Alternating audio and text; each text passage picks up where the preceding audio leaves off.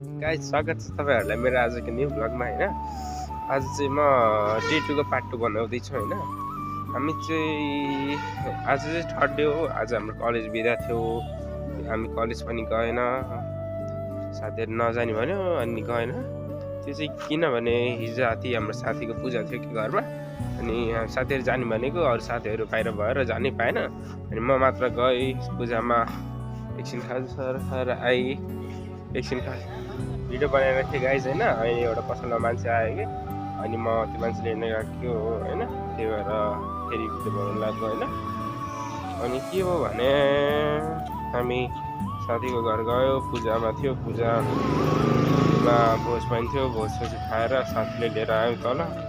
अनि राति साथीहरुसँग night out खान गएको हैन।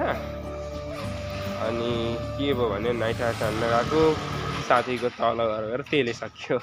तेलै सकिएपछि चाहिँ फेरि तनाव पर्यो के बजारमा साथीसँग स्कुटी लैजा। स्कुटी चाहिँ उसले घर पुऱ्याइदियो।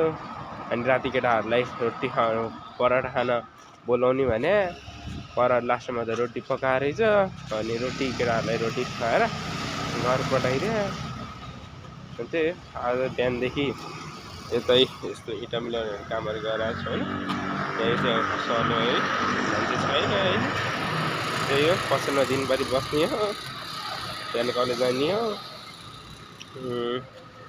यति हो है गाइस। भिडियोहरू राम्रो लाग्यो भने लाइक शेयर सब्सक्राइब कमेन्टहरू गर्नु होला है।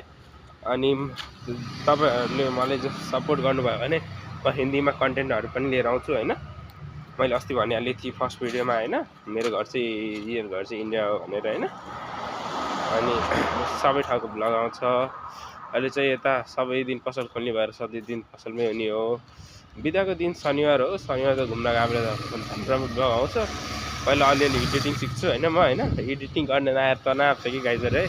मलाई हिन्ट चाहिँ दिँदै गरौँ है। हिन्ट चाहिँ दिँदै गरौँ अनि सपोर्ट पनि गर्दै गरौँ है। ल है गाइजहरु ल है लागेको है अब।